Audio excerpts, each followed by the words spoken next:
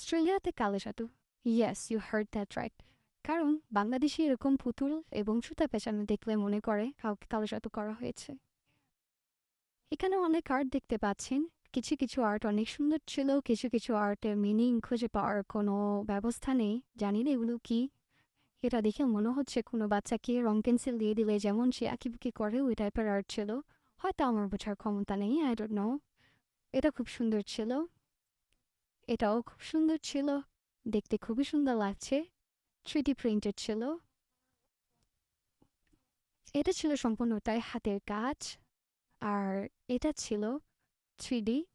এটাও দেখতে খুব সুন্দর লাগছিল। মানে কিছু কিছু আর্ট দেখে মনে হয় খুবই নিখুঁত কাজ, খুবই সুন্দর করে কাজগুলো করা হলো। এন্ড কিছু কিছু আর্ট দেখলে মনে হয় এগুলো কি আঁকলো, কিছু বোঝার কোনো উপায় নেই। এটা আরেকটা দেখায় আপনাদেরকে। এটা কিন্তু খুব সুন্দর ছিল। এটা দেখে মনে হচ্ছে না এটা আর্ট করা হয়েছে, এটা পিকচারের মতো লাগছে। বাট এটাও সুন্দর ছিল। আমি জানি না এটা সাপ নাকি।